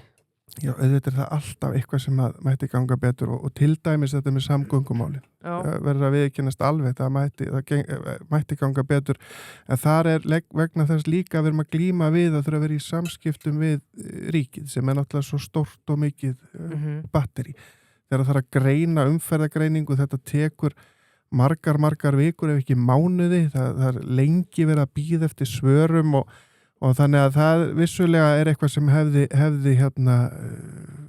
þarf að ganga betur og sum svona skipulagssvæði sem kannski hefur ekki alveg gengið upp að klára en megnið hefur gengið vel, en auðvitað er alltaf sem það er að gera betur, ég get ekki setið hér og sagt að það er allt bara fínt, það er þetta margt sem að þarf að læra af og vinna með sko. Klart mál. Sko við langar að taka í léttan hítaklefa. Já. Og til að undirbúa fyrir riddarspurningarnar. Þannig að það er spurning hvort þú komir í stellinga, Valdimar. Ok. Nú erum við að fara að grilla. Ef að hafa hann bara í boði giggo eða? Já, hvernig var það? Hálfna gigg þá hafið þér. Páskarnir nálgast auðvitað óðfluga með alls konar gigg, málsvætti og gyrnileg súkkulaði. Myndu að giggo er alltaf reddi og þú þarf hjálparhönd fyrir veisluna. Margir nota líka páskan í að fara að gera alls konar. Ég fáði bara giggo. Langbest. Þú varstu með giggo með þér þegar þú varst með 30 samanlið? Heldur betur, notaði allt. Það ekki? Jú. Svo að maður flytja bráðum í Hafnarfjörð. Já. Þá hefjast leikar. Hvað hefur komið mest á óvart í starfi bæjarstjóra? Hvað er svakalega fjölbreytt? Mjög fjölbreyttar í bjóstuð. Já. Er þetta 8-4 vinna? Bara alls ekki. Þetta er sólarhrings. Þetta er allan sólarhringin og alla daga. Er þetta slökku á símanum sínum? Nei. Já, það er hægt, en það er ekki tilstaklega vinsælt. Nei. Hvað er skemmtilegast að taka fundina? Það er skemmtilegast að taka fundina við fólkið bara eins og í glerhísinu á Tórsplani. Þegar maður er með opna fundi og maður er svo aðgengilegur, það er skemmtilegast. Hvar fást bestu pilsur landsins? Það er í pilsubarnum í Hafnarfirði. Hverju telur þú þig hafa breytt mest? Það er að ég tel ásýnd bæjarstjóra og aðgengi. Sem sagt, hvað fólk raunverulega finnur að það hafi gott að, ég er að fá SMS, ég er að fá messenger skilabóð, það er fólk að koma upp að mér sem finnur raunverulega að það getur gert það sko. Þannig að ég finn að fólk stundum horfir og er svona varkárt og svo leið og að kemur og það finnur og ég fæ að posta tilbaka hvað þakkaði fyrir að taka svona vel á móti mér. Þannig það er svona svolítið þessi ásýnd, þessi mannlegi þáttur. Já, þetta samt ekki, ég man, við vorum eina Þorsteins hjá okkur einhvern tímann í daginn, sko, og hann var að tala að hann að fá messenger skilabóð, bara heyrðu þarna vegkanturinn minn eitthvað bilaður. Veist, þetta ekki treytandi?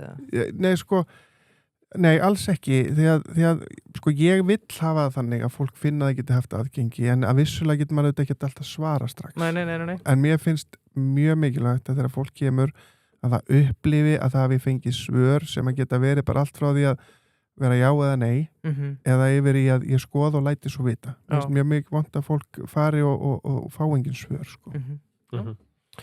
Klart mál. Hvað tekur með þér frá Vestfjörðum? Ég tek sennilega stoltið og svona forvitnin fólk. Þegar það er svolítið þannig út á landi sem ég finn líka í Hafnarfirði. Að það er, Hafnarfjörður og Bolungarvík eru mjög lík samfélag. Að því leitinu til að það er svo mikið stolt af samfélaginu sínu. Fólk þekkir fólk talar fólk og viðurnefna menningin er mjög sterk, sko. Ég veist, í Bolungarvík var maður sem var alltaf, hann var kallað Bjarni þjófur, en það var ekki að því hann var svo þjófóttur, það var brotist inn í honum. Og Hafnfirðingar og Bolvíkingar tala að ramba og meðan aðrir tala að vega salt. Þannig að þetta er mjög mikil líkindi með þessu sveitafélögum og það er þessi stolt sem ég finn í Hafnarfirði sem ég þykir svo vænt mann er svo stoltir á sína, svo mikil eining og í Hafnarfirði raunverulega núna, það er orðin svo góð þjónustu, það er að Hafnfirðingar þurfa lítið að sækja í verslun eða þjónustu annar staðar og það við finnum að fólk er að koma í Hafnarfirði líka sem eru þreytt til dæmis á að fara í miðborgina, þið vitið á föstudags eða laugardagskvöldum og kemur kannski frekar í Hafnarfjörð því það er raunverulega hægt að fara í pubbaröld, það er hægt að fara út að borða, það er hægt að fara á tónleika og getur raunverulega bara gert það sama bara í minni einingu, sko. Já, og það er bílastæði. Já, það er bílastæði, já, og þú getur lagt bílnum og margir sem gera það á föstudagskvöldum en við sjáum það í mælingu og svo koma þér daginn eftir og sækja bílana. Þannig viljum við hafa það. Hefur þú hlotið einhver skemmtileg viðurnefni? Nei, jú. Ekki svo veist það. Jú, ég almennt kalla bara Valdi Víðis að ég Valdimar Víðisson, en jú, krakkarnir í skólanum, þeir voru farin að tala með sem Voldemort. Já. En það var ekki viðurnefni, og svo Valdi Kaldi, já, það líst við fáran það að vera. Já, það var svolítið algengt að Valdi Kaldi og til þess að sumir sem ætla að vera svo mín, þeir sögðu sko, já, Valdi Kaldi með kúkihaldi.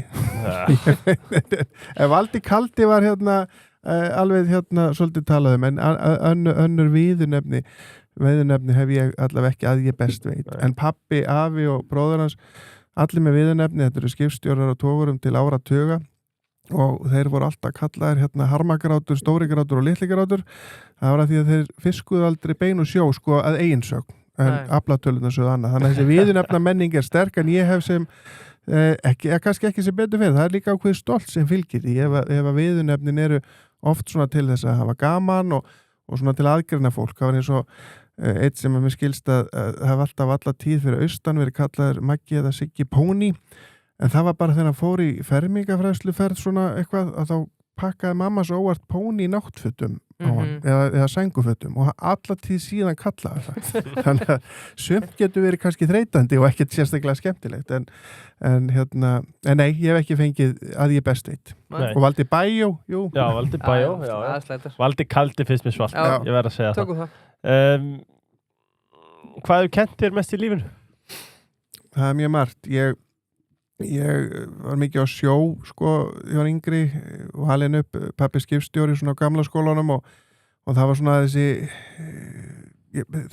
hvað segir maður, þessi metnaður fyrir að standa sér vel.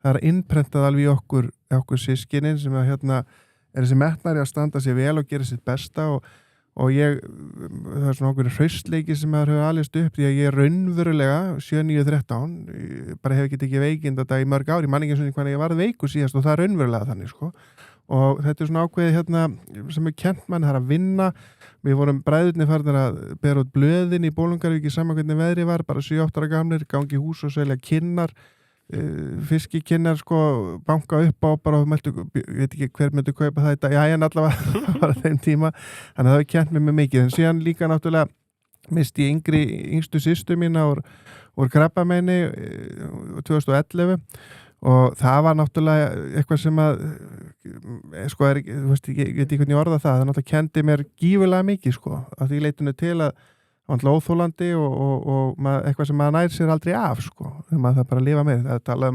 talaði um að hérna að tími lækna alls ár, hann gerir það alls ekki maður læri bara að lifa með því sko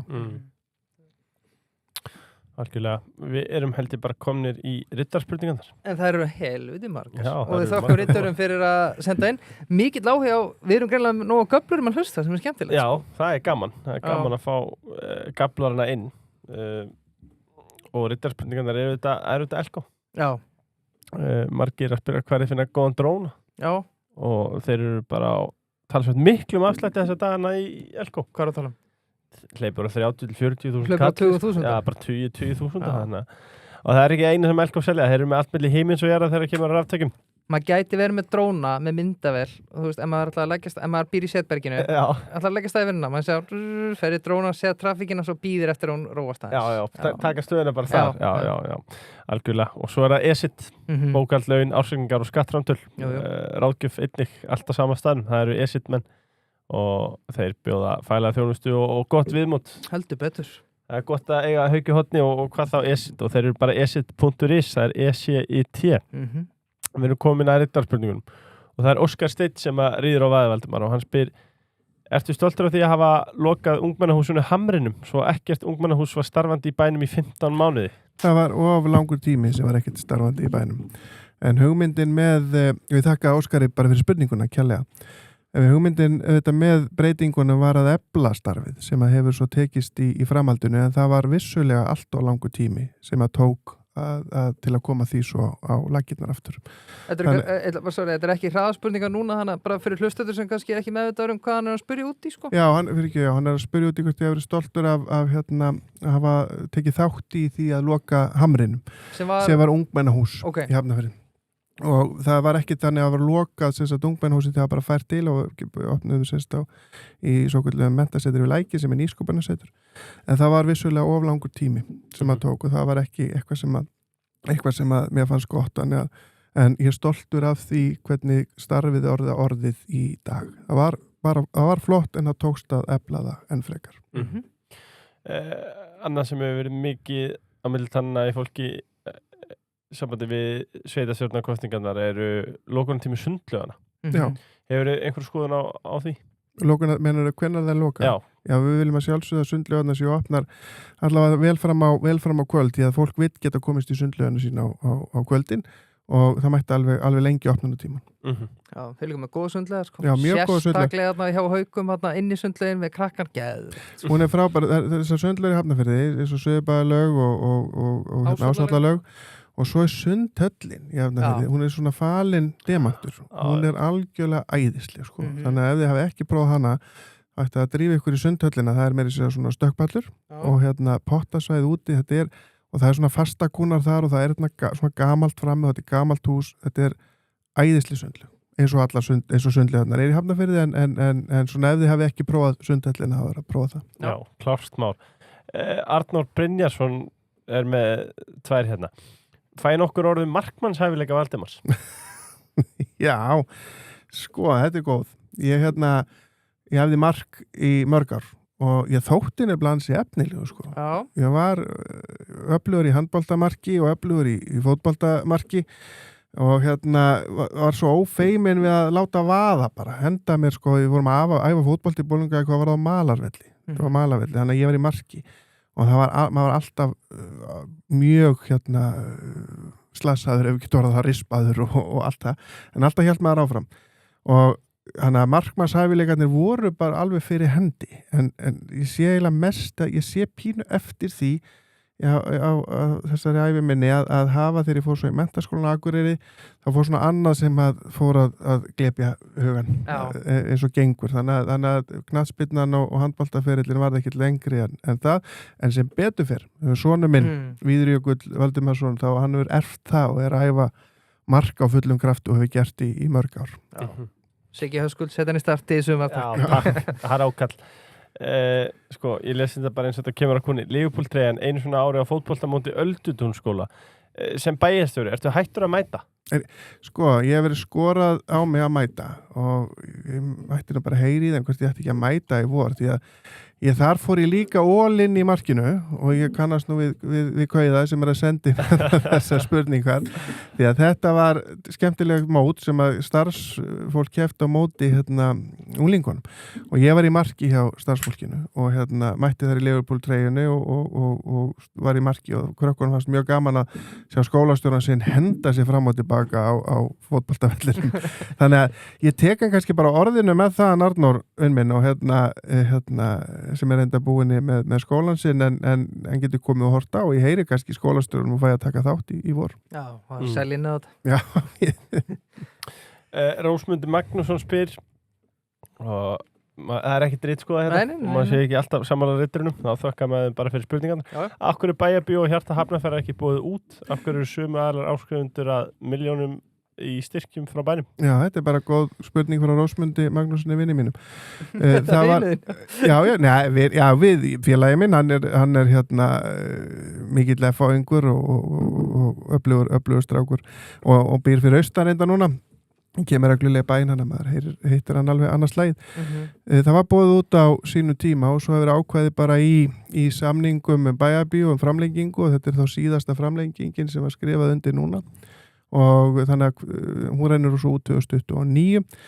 Hjarta Hafnarfjarðar er ný hátíð og er bara hluti af því sem við hefur þróast í samhliða þessu og því hefur ekki verið farið í fyrsta sinn núna í raun og veru sem við gerum samning um verkefni sem er bara hluti af þessu konsepti sem Bæjarbíó hefur sett upp. Þannig að til að svara með einföldum átt að það var framlenging sem var ákvæði í samningnum 30 ára framlengingu sem var virkjað núna. Við hefum ekkert komið inn á náttúrulega Hjarta Hafnarfjarðar, ég fór í fyrra, þetta er bara best, þú fórst líka, veit ég. Þetta var geðveikt og verður þetta enn betri árið? Já, þetta er búið að stækka, það voru 1500 manns á fyrstu hátíðinni, það voru tæplega hátíð 60.000 manns sem heimsóttu hátíðinni. Já, okay. Og svo er þetta bara svo flott sko á því leitinu til að svo bara allt búið klukkan 10:30. Já, bara allt lokað og búið og svo góð gæsla að mér gengur vel að tæma og lögreglan hefur komið umsagnir hátíðina og sagt að það hefur ekkert sem þeir hafa yfir að klaga yfir hátíðina meðan á henni stendur. Og þetta er alveg meðvitað að hafa til 10:30? Já, það er meðvitað. Það líka upp á íbúana í kring. Einmitt. Það sé ekki ónæði og þess áttar því að vissulega hefur auðvitað heyrt að einhverju sem eru auðvitað meðan á tónlistinni stendur að það heyrist en það hefur líka verið mælt að háa það mælt og fleira og sem að þeir hafa staðið fyrir í samvinnu þá við heilbrigðiseftirlitið. Já, vel gert. Já, mjög. Palli er kóngurinn að mínu persónulega mati. Andrés Andersson, næstu, hvernig viltu leysa umferðina sem myndast við Hringtorgið við Ennit Setberg? Við gerum þessu nú góð skil, kannski. Já, en einfalda svarið er þar að ég er talsmaður þess að það komi göng, sko. En eins og ég sagði áðan að þá vil ég að það sé allt greint og allt upp á borðum og kynnt vel fyrir íbúðum. Og ég sé þeirri skoðun að telja það álitlegasta kostun upp á umferð öryggi og til að bæta flæðið sem mest, að þá getur vel verið að þegar við förum að greina þetta betur og fleira annað komi í ljós. En ég myndi telja að göng þar myndi leysa það töluvert, myndi leysa þennan vanda mikið. Hinn leiðin vissulega líka en kannski ekki eins gott flæði eins og með göngum, en skamtíma lausnin þá viljum við þetta sjá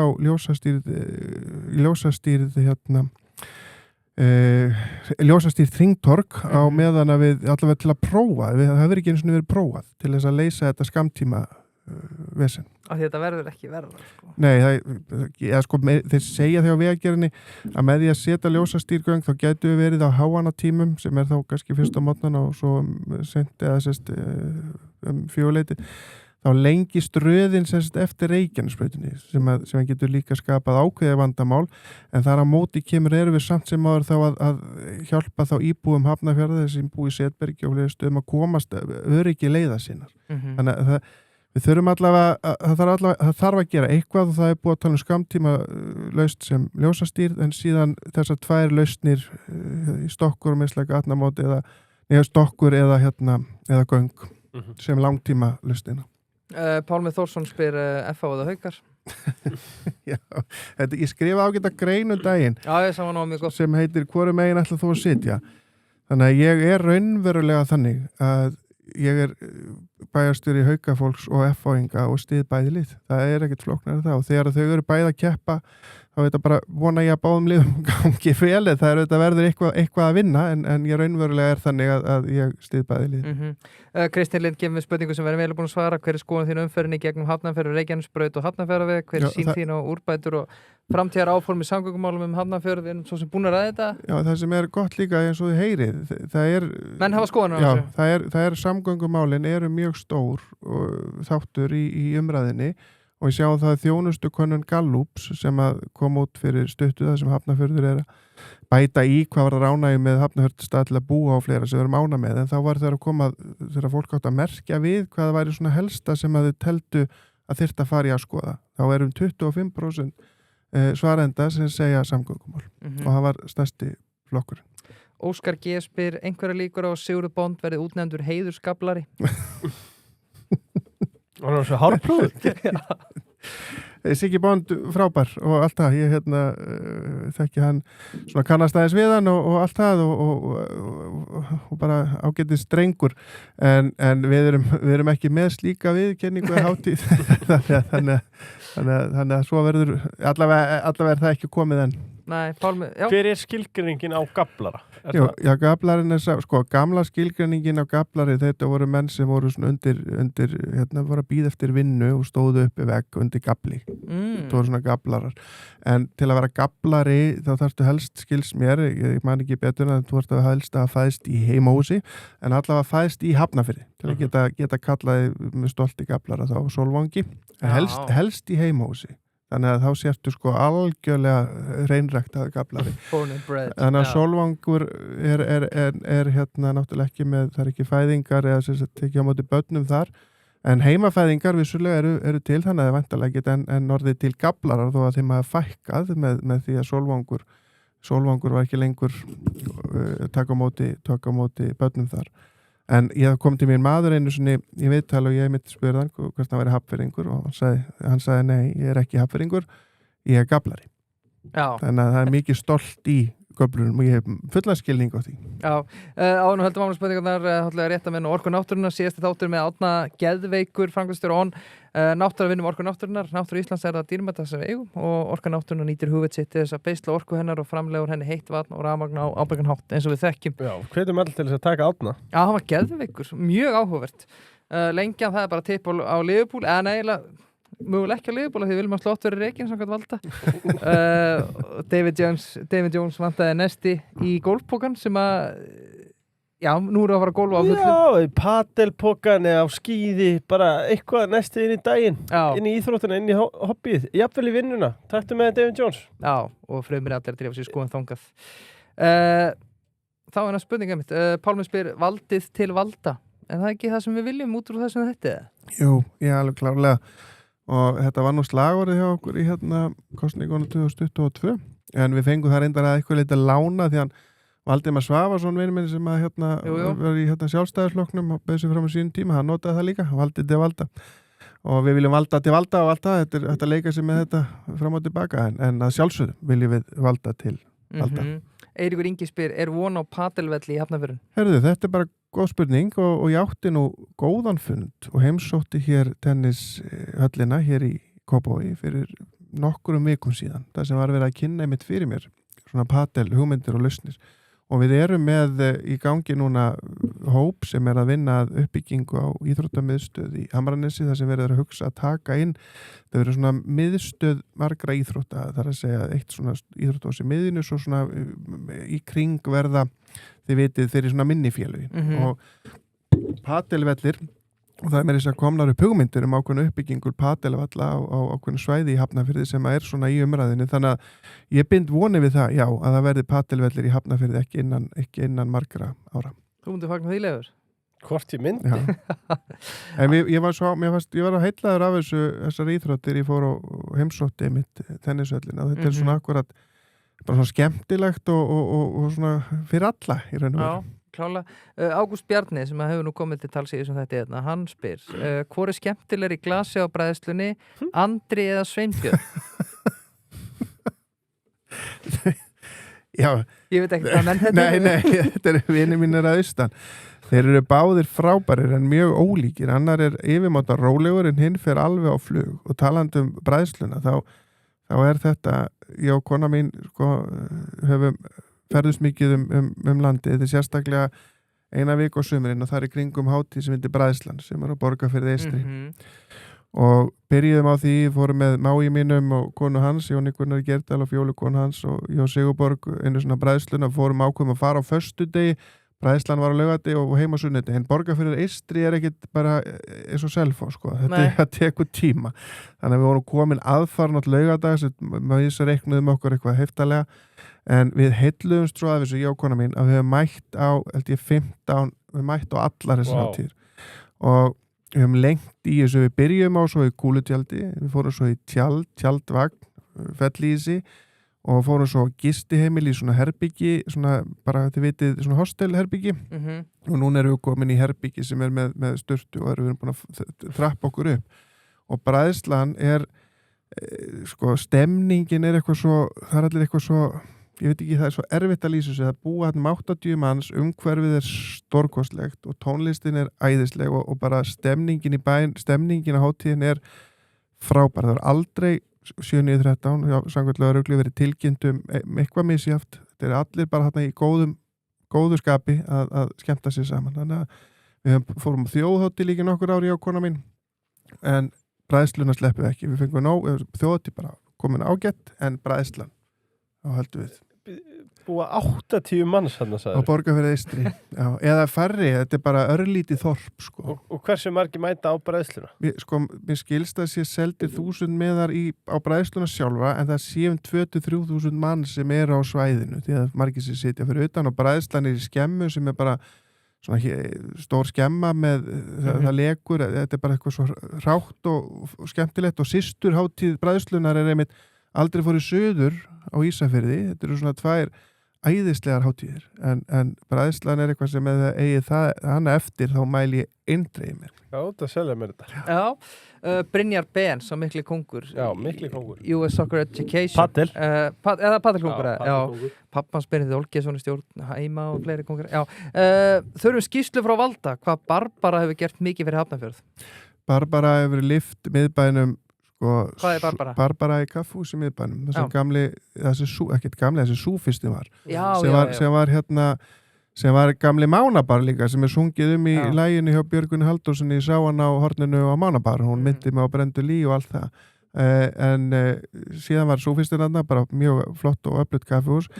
En Barbara hefur komið nýju lífi í miðbæinn því að þeir eru með svona þannig veitingar og það er þannig stemning þegar að breytt staðnum, það geta fleiri setið og bæði uppi, niðri og úti þannig að Barbara hefur svo sannarlega sko lyft grettistæki bara í efla miðbæinn okkar sko, þetta er orðið mjög og það er fólk þarna sem mæti líka, þetta er kvöldstaður líka og það er mjög vinsæll sem slíkur, það er að segja helgar og bara virkilega flottur og öflugstaður og svo líka svo skemmtileg stemning þar að þetta svona, ég er gaman á svona stöðum þar sem þið ekkert verið að gera íburðin og mikinn, það er verið að kaupa, það er verið að ná í úr góða hirðinum, flott verk og málverk og þetta verður svona þetta er svona skemmtilegt upplegg sko. Það er merkilegt að því að þetta er mjög flottur staður. Já. Mjög flottur staður. Hrannar Darri er með Hafnfirðingabandari hérna. Af hverju sitja Hafnfirðingar alltaf fremst í bíó? Já, svo er Hafnfirðingabrandar æðislega. Hann er til að sjá myndina fyrst. Hann er með nokkra í viðbót, sko. Þetta er fyrsti hjá honum. Er það ekki til að sjá myndina fyrst? Til að sjá myndina fyrst, jú. Ég er enda mjög gaman og svona brandurum. Næsta, hann með aðra hrannadari hérna. Af hverju opna Hafnfirðingar alltaf mjólkina strax í búðinni? Það stendur opnist ég. Óli Malin spyr hvernig þetta leysa stíflun á hringtorgjöfun. En það er búið að svara því... En aftur, þetta svo áhugavert. Þetta liggur þungt á Hafnfirðingum og ég hef fullan skilning á því að því að og svo þetta náttúrulega verður bara að koma fram. Þetta snýst að við þurfum ríkið í þetta samtali því að ríkið á ákveðna vegi. Ríkið á til dæmis Reykjanesbrautina, það að segja þeir sjá Reykjanesbrautina. Við eigum svo innan bæjar en það eru vegir þetta eins og Reykjanesbrautin sem er mesta svona bara mesta umferðaræðin í Hafnarfirði og ríkið þarf að koma inn í það með okkur því að við verðum, það er búið að fagna 2-földun Reykjanesbrautarinnar og við gerum það í sumar en ég mynda að það er ræðu til ráðherra eða gerum það í haust, mann ekki alveg nákvæmlega dagsetningar en það breytir svo sem ekki. Ég myndi ráðherra á það í svona móttöku sem var svo haldin á Ásvöllum þegar að búið að fagna og klippa borðana Reykjanesbrautin var hann 2-földuð að hún væri ekkert orðin 2-földun, hún væri ekki búin, það þyrfti að klára þennan kafla.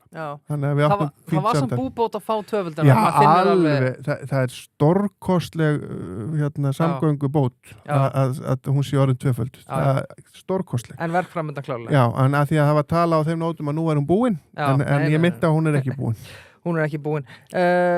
Hann spyrir aftur, Óli Malin, eru fasteignagjöld í Hafnarfirði ekki of há?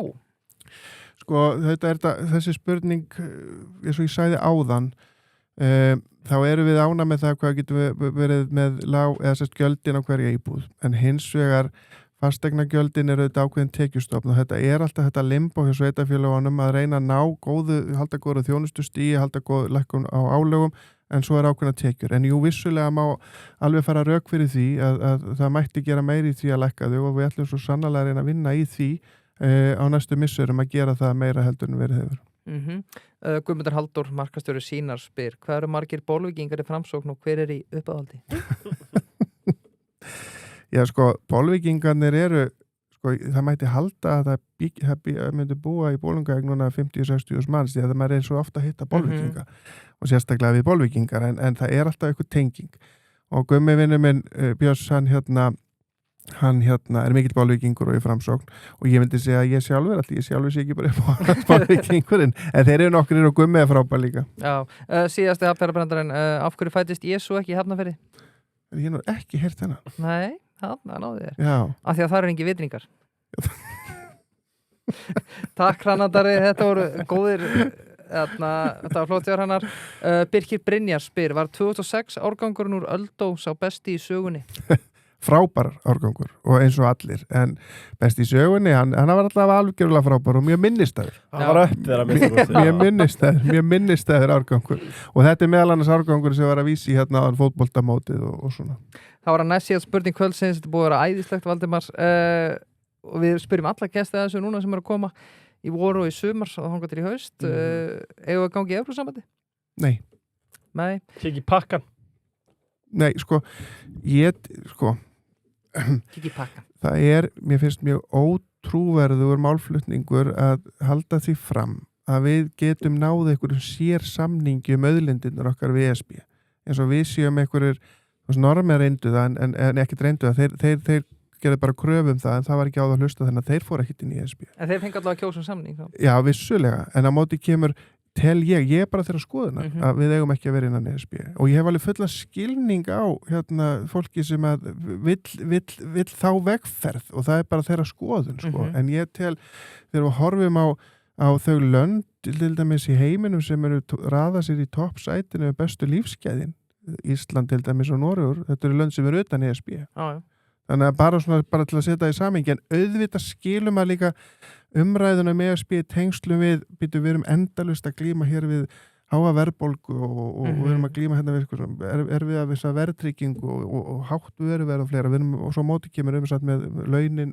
töluvert á og fleira þannig en ESB hugnast mér ekki og ég en vissulega auðvitað leyfa þjóðinni svo að taka mynda sér skoðunum það en ef ég ætti að kjósa myndi ég segja nei með það sem ég hef þetta kynnt mér og kynnt mér þetta alveg ágætlega Já, lokaspurning kvöldsins, af hverju að fólk að kjósa XVB í Hafnarfirði? Ég myndi telja að það vera þetta eins og ég hef verið svolítið að kristallast í þessu samtali mínu hér í í kvöld, eða vill fólk sem samstiltan hóp sem ætlar að vinna að því að horfa á bara daglega mál íbúa, hvernig við gerum lífið betra dag frá degi, hvernig við höfum bæjarstjóra sem mannlegur og hlustar á fólk og umfram allt heyrir, hvernig við vinnum þá með þeim hópi að því að bæta Hafnarfjörð, því við erum tilbúin í það samtal og samstarf, því þetta snýst alltaf lokum Hafnarfjörð og þar að leiðandi tel ég og myndi óska eftir stuðningi VXUB til að halda áfram þessum góðu verkum. Það er þessi nálægt bara við fólkið sem að við leggjum svolítið í hendur kjósenda að meta, viljum við þennan hóp eða þennan og maður ber alveg fulla virðingu fyrir þeirra vali en ætlum við auðvitað að tala okkar máli og vinna góðan sigur í vor. Valdimar Víðursson, takk fyrir kvöldið og takk fyrir komuna. Já, takk fyrir.